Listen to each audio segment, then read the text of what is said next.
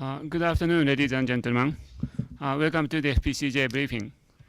There are many important topics for Japanese diplomacy in 2015.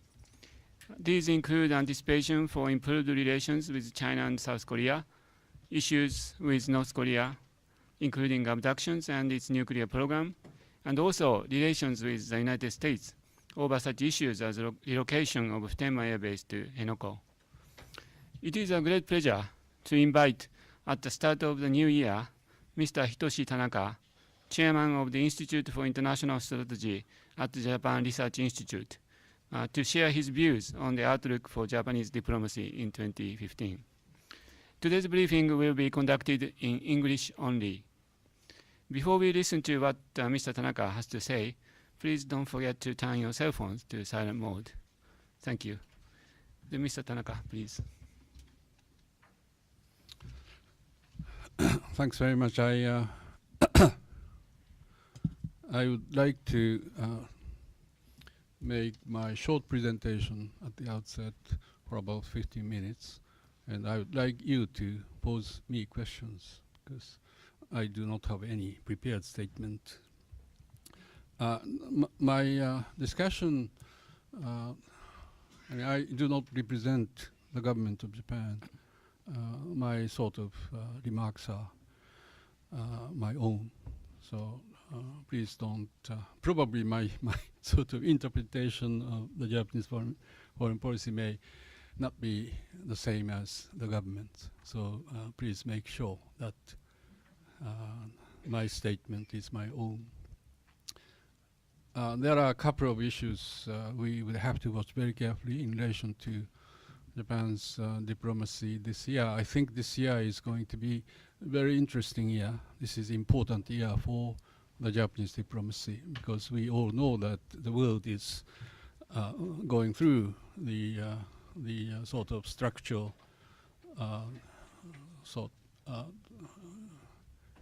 innovation. So Japanese foreign ministry would have to evolve as well. I do think that there is a need for a little bit of more clarity in relation to Japan's objective. Let me try to address those issues at the outset. There are a couple of issues I am going to talk at the beginning. There is a question of Japan's diplomacy vis-a-vis the neighboring nations, in particular China and South Korea. And there is a question of North Korea. I do think that there is a question, so-called 2015 question. It's all to do with the question of the Japanese identity. What type of statement Prime Minister would make in relation to the anniversary, 70th anniversary of the end of the Second World War. There is a question of the collective self-defense. There is a question of TPP, question of relocation of Tenma Air Base. So I'm not entirely sure if I can cover all of those things, but yet let me start. I think we are the good sound. I think Japan clearly has a strong objection to anything happening in Europe today. The terrorism and also the oppression to the freedom of speech. The similar question is to do with the North Korean cyber attack on the Sony Entertainment movie. I think Japan needs to be speaking up against any sort of pressure on the freedom of speech. And we are opposed to the unilateral actions taken by Russia in relation to Crimea. And we have a strong view against all these unilateral measures. Now, with the question of the neighboring nations, China and Japan, I do think that we are missing the important opportunities, because with much improved relations with China, we would have talked about lots of things about the region, because the region does require the economic integration. The region requires the confidence building measures and all sorts of things. But given the fact that we are sort of having a rather difficult relationship, we are losing that opportunity.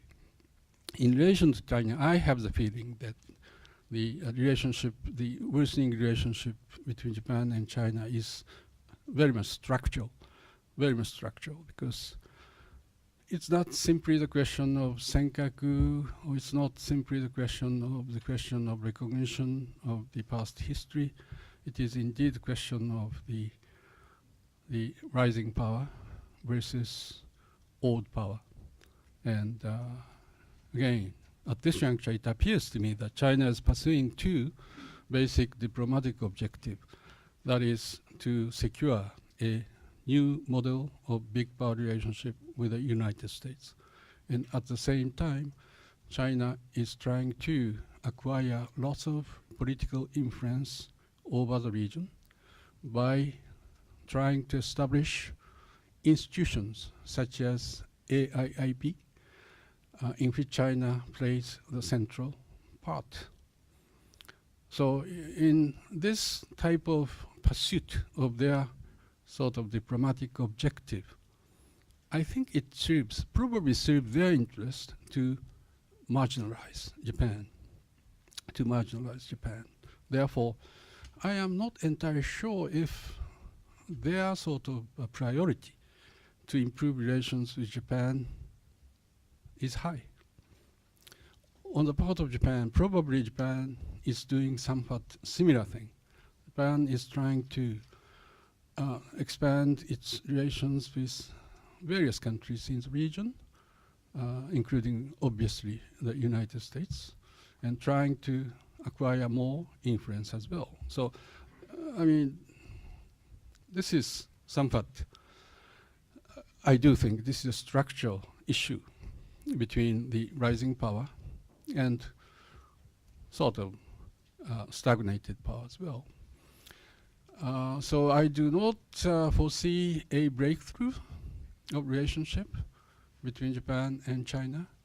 But at the same time, it is extremely important for us to agree with China the measures to avoid any accidental collision. I think Japan and China is negotiating to establish the way to communicate with each other in relation to the maritime issues. So I do hope that Japan and China will at least start agreeing various measures to avoid any accidental conflict. With Korea, I think situation is a little bit different, because I have been dealing with Korea for such a long time. All those issues like comfort women, question of Prime Minister's visit to Yasukuni, in relation to Korea, we have been overcoming all those issues because we had a gut belief that Japan and Korea have the same value. Japan and Korea are both developed nations. Japan and Korea have lots of stake in common in relation to the region. Therefore, we were trying to overcome all those issues. I'm not saying that those are unimportant issues, important issues, but yet we never placed those issues in the center of the relationship. But now, now the president of Korea is saying that this is a central issue. Unless all those things are resolved, there is no other sort of relationship. So all the time, this is a precondition. Resolution of comfort women, a precondition for the even the summit between the two leaders. So I am not entirely sure if Japan can find a way to have a breakthrough of the relationship between Japan and Korea. Third question of the North Korea. Again, I have dealt North Korea extensively for the past 20 years, I suppose. The situation in Korea is not, let me put it this way. I think that the current situation in North Korea has not been settled yet. There has been some power struggle, not vis-a-vis the top leader, but the second-tier regime elements, like military versus party type thing. There has been constant shuffling of personnel in both in the military and also in the political party. I think it's very precarious situation vis-a-vis North Korea. Their sort of decision-making process is quite ad hoc at this juncture. So I don't know. This is, you would have to watch the evolution of the situation very carefully. North Korea may start sort of making a military adventurism. North Korea may sort of decide to make yet another nuclear testing. I have no evidence for that, but yet they are saying that if US and Korea stop military exercises, they would freeze the nuclear testing. Although we all know that North Korean nuclear testing is illegal under the UN decision, UN Security Council resolution. So I mean, it doesn't make much sense in relation to what North Korea states vis-a-vis the question of military exercise on the part of US and Korea and the nuclear testing type thing. So I don't know. What is more important for us all is let us be prepared for contingency. The question of abduction, again, it's pity that we have not received any concrete report, but at the same time, Japan needs to, I do think that because of the very precarious situation, Japan should at least try to maintain the communication channel between Japan and North Korea. Now let me talk about other specific issues. First, the question of 2015.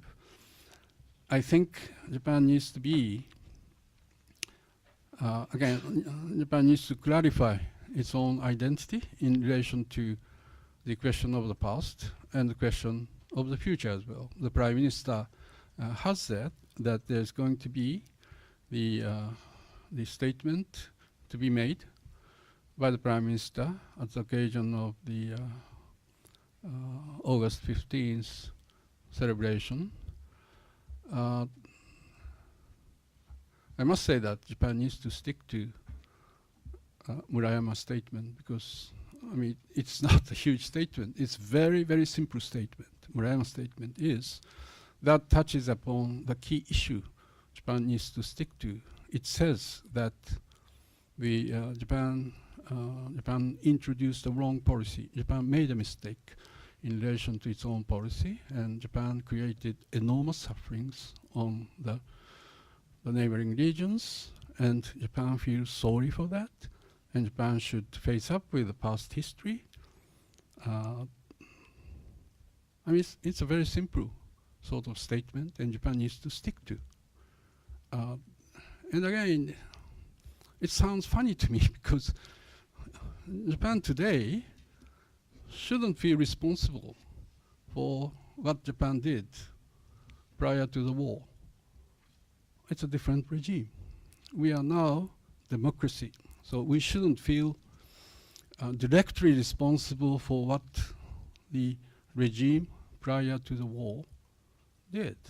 Committed atrocities, yes indeed, but at the same time we shouldn't sort of try, the political leaders here in this country should not try to address the question of the magnitude of sufferings. For instance, it was indeed enormous suffering, but how many people were killed in Nanjing, or the compulsory measures were used for recruiting comfort women. That needs to be clarified by historians, not by the politicians who are responsible for the governance of Japan today. So what Japan needs to be proud of is the achievement Japan made since the end of the Second World War. Very egalitarian society. Japan overcome environment issue in a short period of time. Japan became second largest economy of the world in 25 years. Japan provided offshore development assistance without any strings attached. Japan never did shoot a single shot abroad. So I think we are enormously proud of the huge success Japan made since the end of the war. So we must expand our sort of vision based upon the achievement we had for the past 70 years.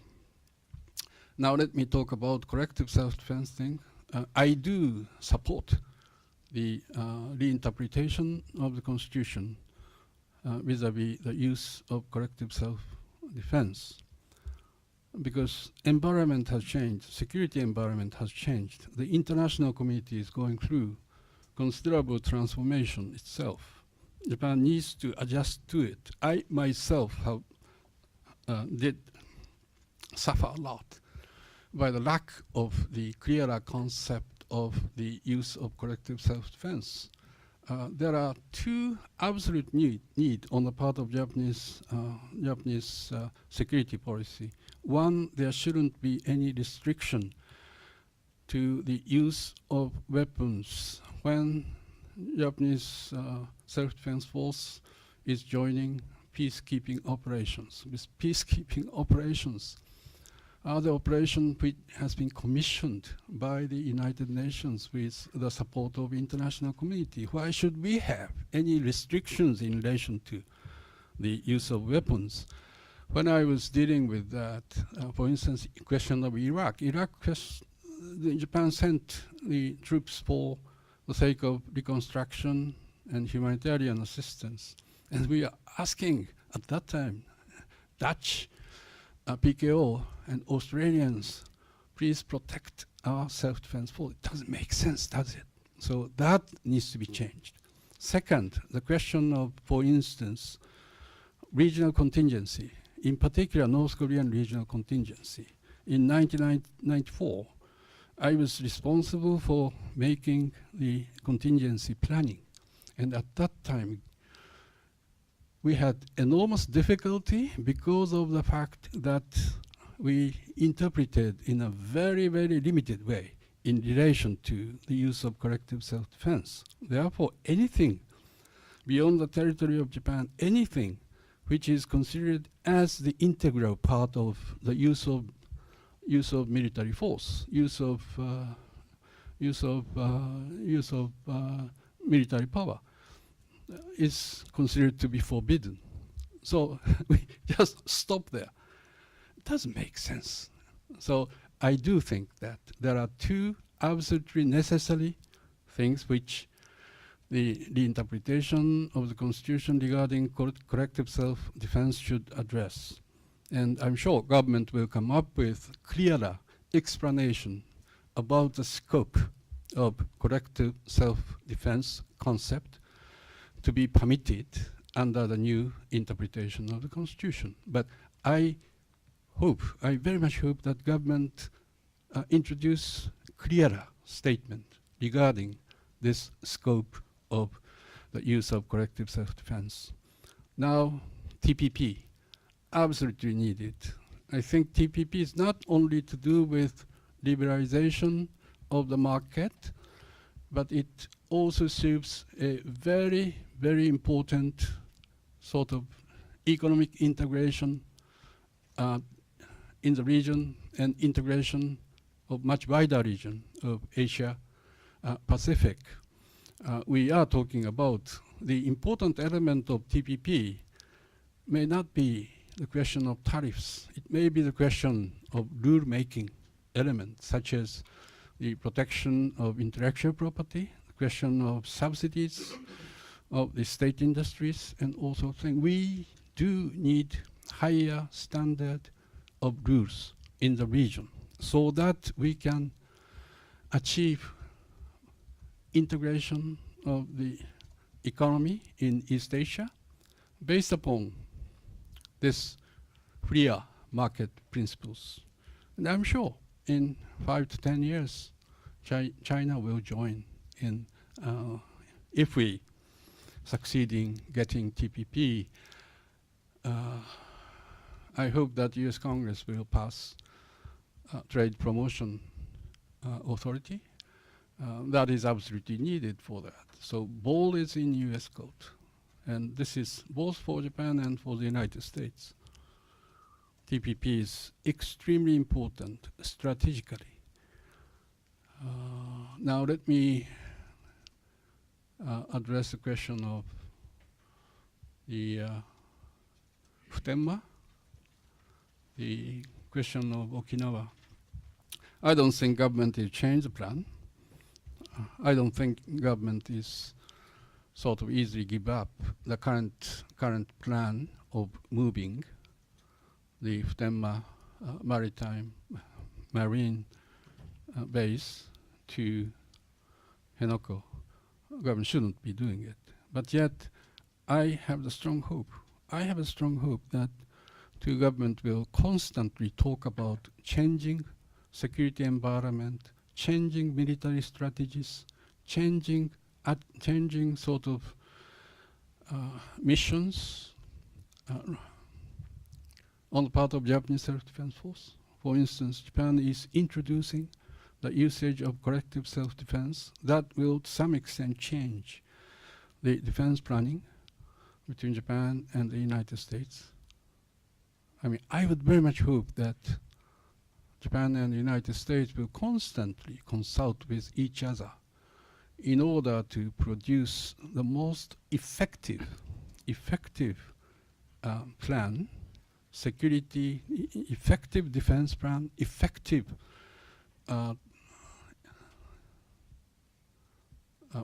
plan of US base and its facilities. There may be a concept of joint use of the military base. There might be a concept of diversifying base facilities, different places, because concentrating on one small island may not be the right defense policy, military policy for anyone. So the point I'm making is, yes, probably government will not change the plan. Government will push the relocation, but we need to give due consideration to the public sentiment in Okinawa. And I think we all need to address the changing security environment, changing role of self-defense force, changing military strategies, and all sorts of things. So very much hoping that the government will further develop the consultations between the two countries. I hope I have not missed any important elements. So I should stop here. And I would like to entertain your questions. Thank you very much. Thank you very much, Mr. Tanaka. Now we would like to open the floor to questions. We will receive questions from the foreign press, but one question at a time, please. If you have a question, please raise your hand, and if you are selected, please wait for a microphone and then give us your name and affiliation before you ask your question. Also, since Mr. Tanaka will have another meeting right after this session, we will close this session at 3 o'clock. Thank you. Any questions? Yes, the lady over there. Isabel Reynolds from Bloomberg. Thank you very much for your interesting comments. I wanted to look again at the statement that Mr. Abe is planning to make on the anniversary of the end of the war. Do you think the specific terms that he includes in the statement have any chance of improving or worsening ties with China and South Korea? Since I don't know the precise language they are going to have, I cannot make any judgment on that. But yet I hear that the Prime Minister is composing some type of committee joined by public intellectuals and historians and I don't know. And I think the Prime Minister and the government would like to first get the recommendations by the committee, and they then make decisions. But yet, I think I all the time talk about the need for Japan to think about the implications of anything Japan says. And clearly, you can't deny the fact that Japan was a nation who lost the war. You cannot deny the fact that Japan created lots of sufferings on the people in Japan and also the people outside Japan as well. So we feel sorry for that. But as I said, Japan shouldn't be feeling direct responsibility for what the military regime before the end of the war did. It's the same thing in relation to Germans and all the other nations. I think it would be wrong to use the criteria of today to what has happened in the past. So I think the government will come up with a very clear view based upon Murayama's statement.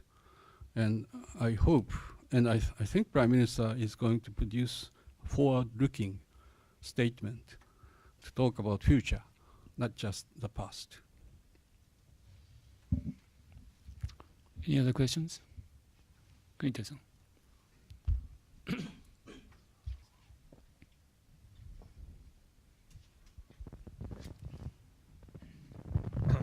Siegfried Knittel, freelance from Germany. I think the government wants to change some words, and in the Murayama statement, they said. I think it's a really a tricky thing to change some words. I think I guess perhaps Prime Minister Abe wants to change some word, what he sees forward-looking, but not to apologize in the same strong way like Murayama. So what will the outside world, if there is any change? Do you think that the America and the Chinese will strong in favor not to change anything? What does it mean? Is there any opportunity to change the statement in a way US and China can accept it? Well, I cannot read the mind of the Japanese Prime Minister. But again, it's in his authority to write his statement. He cannot be dictated by anybody else. But at the same time, you cannot deny the fact that you have to sort of accept the consequences of the statement to be made by the Prime Minister. What I am saying is I mean, it depends upon the statement, but if it is interpreted as sort of changing the content, the basic content of Prime Minister Murayama's statement, that will have a negative impact on the regional nations, not just regional, but the United States and European society as well. So one has to be prepared for the negative consequences of what is to be stated in this anniversary statement. So that's all. That's all. Tsuru-san. Thank you. Patrick Soll, Neue Zürcher Zeitung from Switzerland. The Japanese government does not tire to say that they're fully standing behind the Murayama and the Kono statement. The Kono statement has a very interesting line with it where it says they squarely face the facts of history and will not deny them. Well, on today's Wall Street Journal, we have a story that the Japanese government tried to interfere with the American publisher regarding the comfort women issue. These actions by the Japanese governments, are these just words that they say they stand behind the Kono statement, while at the same time they do things like trying to eradicate facts from textbooks in other countries? Okay, as I said, I'm in no position to defend the government. But what is clearly said is that one has to accept the consequences of anything you do. And again, if you look back, the Murayama statement has been endorsed by all the prime ministers. And it's not just a statement by the socialist prime minister. It has been endorsed statement by all the LDP prime ministers and also the prime ministers from DPJ. So what can I tell? What can I tell? If this prime minister were to change the content of the statement and which were to be interpreted different way from the Murayama statement, then you have to suffer from the consequence. That's all. That's all. And you are talking about the intervention, you say, intervention by the government to the publishers in New York regarding the question of the comfort women. Since I do not know the precise detail of the nature of the intervention on the part of the government, I cannot make comments of that. But yet, again, this is a democratic world. You have to suffer from the consequences out of anything you do, anything the government does, and out of if the government feels that the fact needs to be checked, needs to be corrected, the government will do that, obviously. But one has to suffer from the consequences of it. And Kono's statement, again, it was a statement by the then Chief Cabinet Secretary. Mr. Kono became the head of LDP. And again, basically, the statement has been accepted by all the cabinet since then. So, by the way, this Kono statement itself doesn't talk about the question of comparison. But again, it's absurd to talk about whether or not there has been any comparison or not. That is not the issue. The issue is indeed we feel sorry for all this military that comfort women. Sorry for that. That period, if you need to explore all the precise details, how those women were recruited, then that needs to be left to historians, I suppose. You should not make any political statement about it.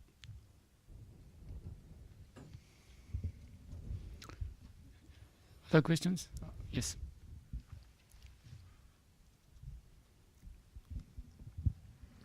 Martin Kölling from Germany, Handelsblatt. I would like to talk a little bit about the structural issues you mentioned between Japan and China. How serious is the conflict at this time, and what ways do you see to basically contain the conflict, or what is the risk of escalation? I said this, the structural issue, it's not a structural issue just for Japan. This is a structural issue for the rest of the world as well. Because you see China, and there may be, when China started their reform plan, in the 1970s. We all know that Deng Xiaoping said that low-key policy is required up until the time China becomes big.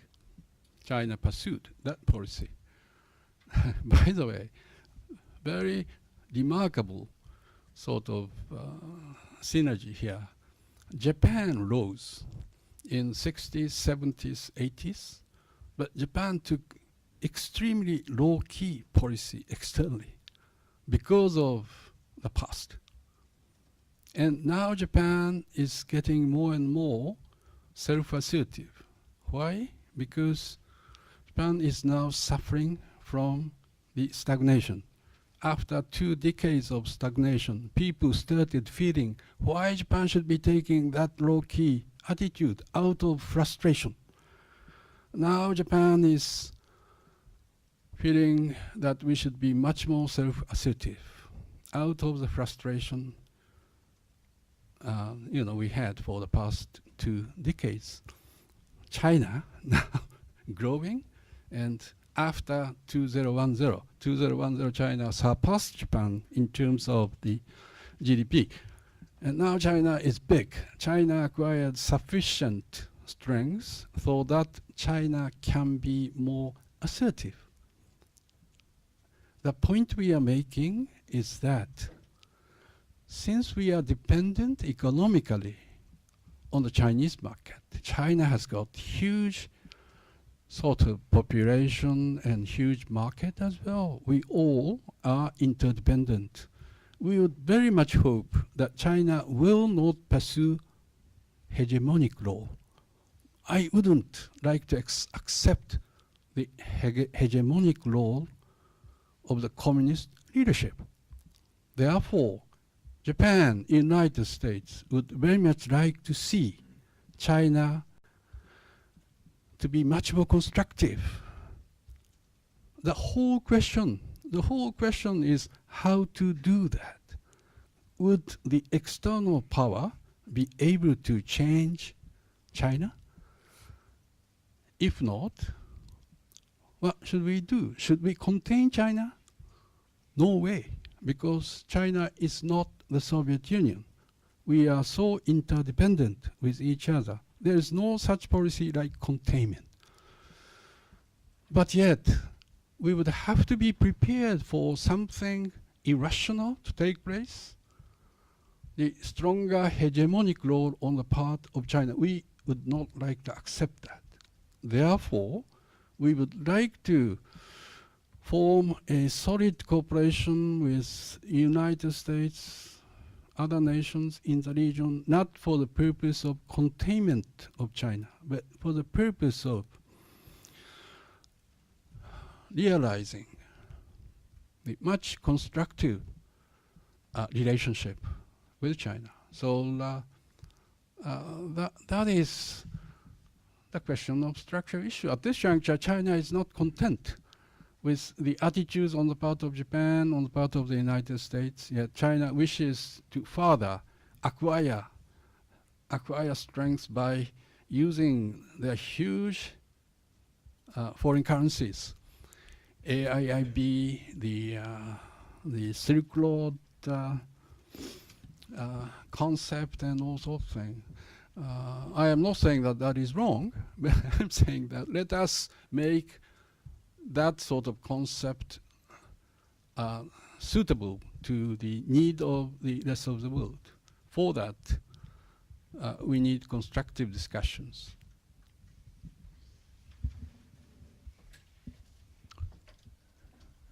Any other questions?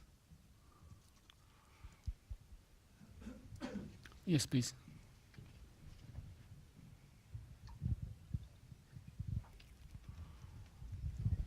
William Sposato, freelance writer. From your experience, long experience with the government, the complexity of government decision making is obviously always there. But in this case, how much do you think of this is of the upcoming statement is driven by Mr. Abe's personal views versus his role as head of the government and indeed of the nation? And if it is personally driven from his own history, is that a worry, do you think? I think this statement will be driven by Mr. Abe as Prime Minister, as a Prime Minister. It's not just individual, personal, the individual person, Abe as an individual person, but Abe as a Prime Minister. And when you talk about the Prime Minister's statement, one has to consider very carefully what the people of Japan wants. So it cannot be the Prime Minister's statement, which is far apart from the public views held by the people in Japan. That's the reason why I say that the Prime Minister's statement coming in August will follow the wisdom of the people in Japan, and I do not consider that. But one thing is, as I said, there has been change in this country about public sentiment. When I was in the government, I was extremely sort of aware of the need for Japan to be low-key.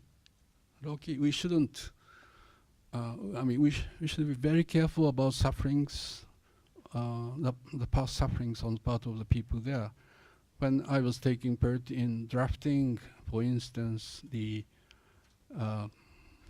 Fukuda statement in late 1970s vis-à-vis ASEAN, the first initial the first part of the statement is to do with the fact that Japan will not become the military giant. Japan will consider Southeast Asia as pursue the good relationship with equal basis. Japan will create heart-to-heart relationship. The trust needs to be developed type thing. Japan, indeed, pursuing a sort of low-key attitude. But Japan, this in terms of public sentiment, is becoming a much more sort of normal nation. In Europe, in America, we see lots of public sentiment which are more conservative, more probably right-wing. Japan is not an exception to it, I suppose. But still, I would hope that Japan will produce a right statement in August. Yes. With the Associated Press, I know you said stuff in the earlier about North Korea and that many things were unclear. Could you just tell us, like in a nutshell, what's up next? If any of the abducted people are going to come back? There were rumors that they were going to come back any minute, but there seems to be little movement. And also, can you tell us what you know about Megumi?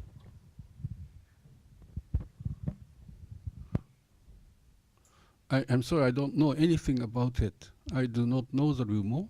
I do not know about Megumi, because I indeed took part in the negotiation with North Korea prior to the Japanese Prime Minister Koizumi's visit to Pyongyang in 2002.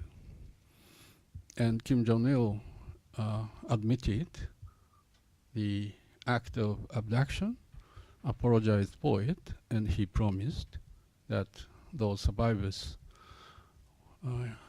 will return to Japan and they would make thorough investigation into the people whom they said dead. So Megumi was one of them, as reported dead, and we demanded that thorough investigation is conducted, and this thorough investigation is, unfortunate, after, 12 years, 13 years, still this research investigation is taking place. I would very much hope that North Korea will come back with a precise report about everyone who has been categorized as abductees, including Yokota Megumi-san. this is a question of life and death. You shouldn't take lightly about those people. I mean, we have no evidence whatsoever about whereabouts of Megumi. So you shouldn't make any sort of superficial speculation whether or not they are dead or alive. So let's base upon our sort of judgment on the first on the report by North Korea, and I hope that Japanese government will make thorough investigation on the part of Japan in relation to what North Korea has said, and I would very much hope that this will lead to a joint type of investigation between Japan and North Korea. This requires very, very scientific methodology to reach to the whereabouts, death, or alive, or whatever. And when you precisely put yourself in the negotiation with North Korea, you have to be very serious. You are talking about life and death of people. So don't make a sort of speculation about.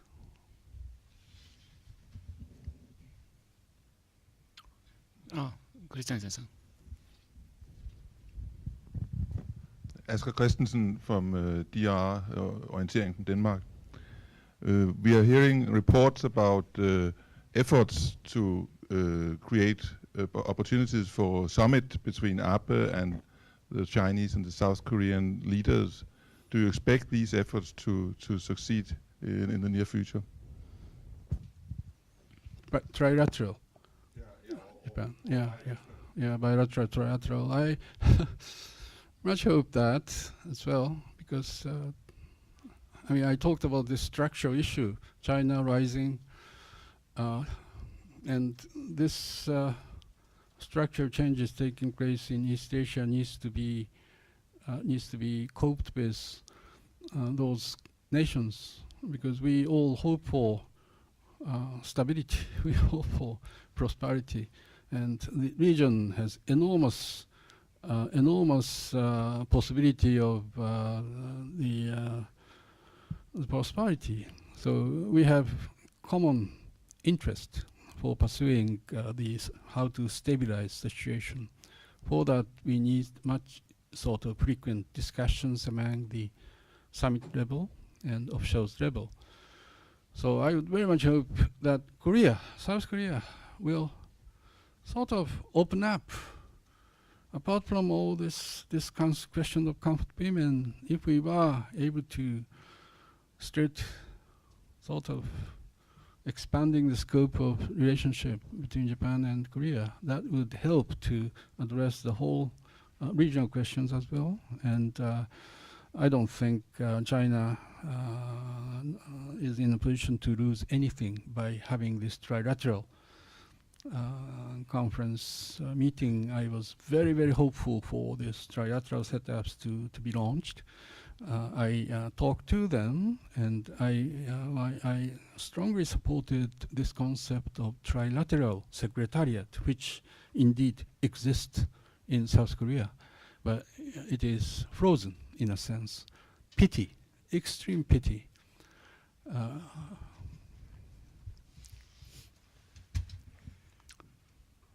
Kellingson.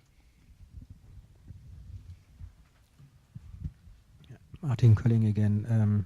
A follow-up to your optimism that the statement about the war around the war and will be driven by Mr. Abe, the Prime Minister, and not Mr. Abe, the person.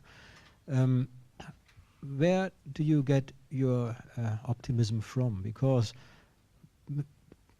to me, the Prime Minister Abe seems to be a very good politician in the sense that he does what he thinks is necessary for the national interest, and that he does it against advice and even spends a lot of political capital on it. When he went to visit the Yasukuni shrine, this is the prime example where he basically put what he believed is in the national interest in front, maybe what most Japanese people thought and most of his advisors thought is in the national interest.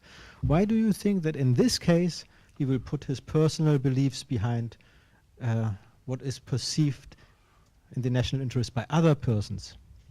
I am saying that Prime Minister Abe will pursue national interest in relation to the public statement to be made in August as a Prime Minister.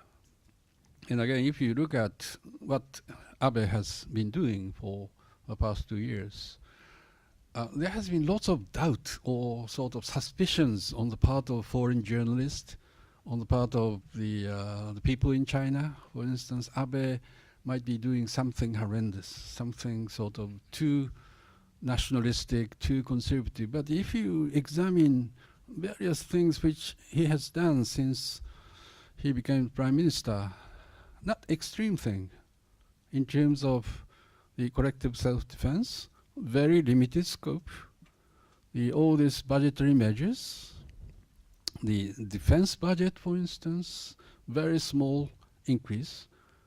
I don't know, he has traveled extensively to visit foreign nations. It's good. So I cannot find, extremely bad things. Yes, he did visit Yasukuni Shrine, and I do not support that. But, well, I don't know why he has come to the conclusion of visiting Yasukuni Shrine, but probably the stake is higher in relation to the public statement he makes in August. And I am absolutely sure that he follows the national interest rather than his personal conservative sentiment. Yes, please.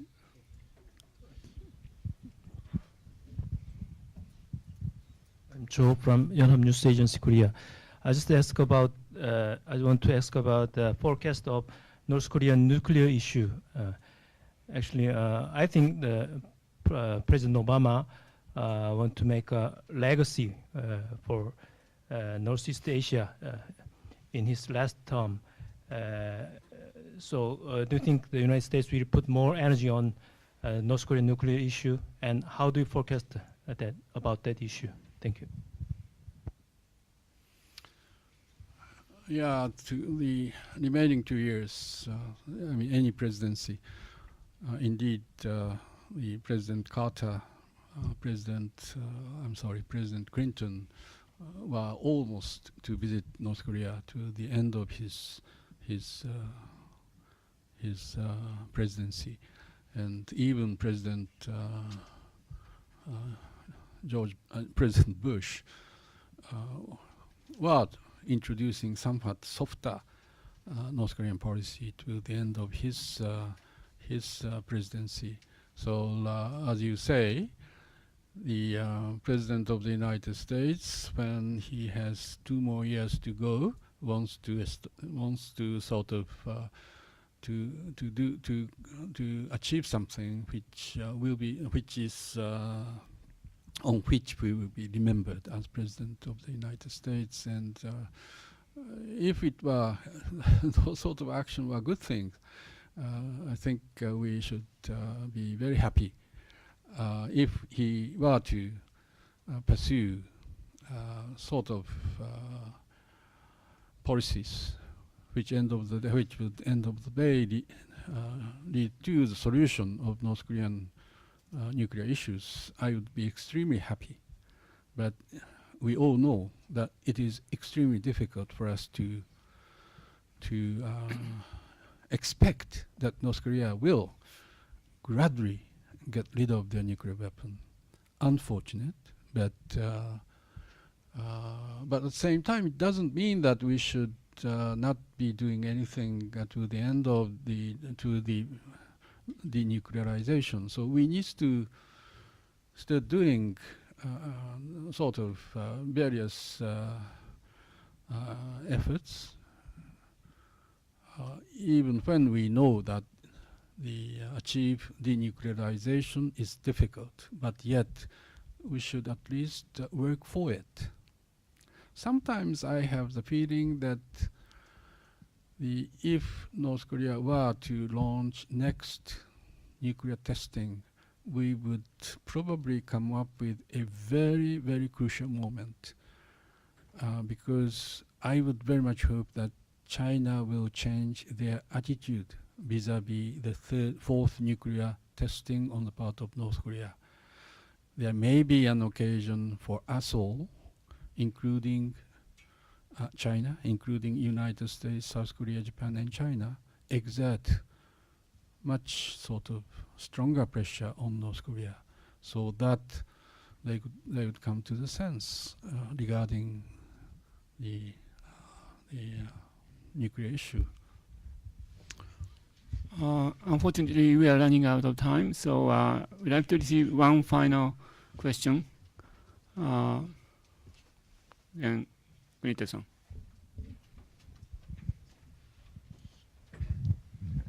Siegfried Knittel again.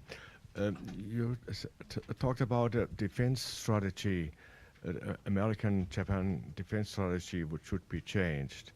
And you mentioned Okinawa in this case. I think there are some military analysts who say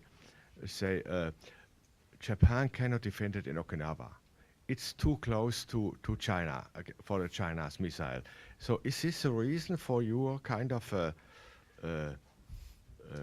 asking for a changing in the defense strategy?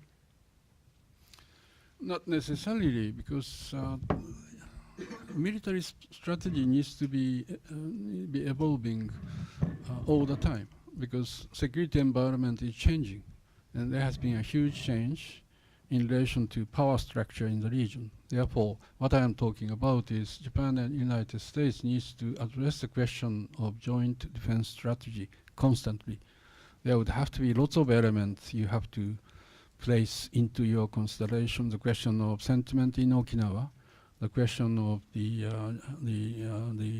role of Japanese self-defense force, which is obviously increasing, and the question of the military strategy. Would it be wise for, as a military strategy, would it be wise to have concentration of military facilities in Okinawa or not? I am not concluding that it is wrong, but yet I think there is a need for military strategists of both countries to address those questions constantly.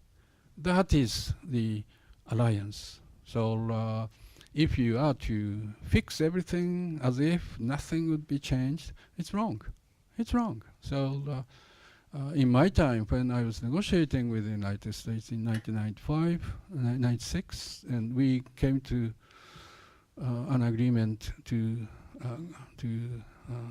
have this conversion of Futenma to Japan, and that was based upon the joint military strategy, joint security strategy, given the changing nature of the security threat in the region. So anything can be thought about if we were sort of constantly addressing the question of changing environment, the evolution of the military force, and all sorts of things. So I am simply stating that constant discussion, constant consultation would be required. Thank you for all the questions. I'm sorry, but now it's time to close today's briefing session. Thank you very much, Mr. Tanaka. Thank you.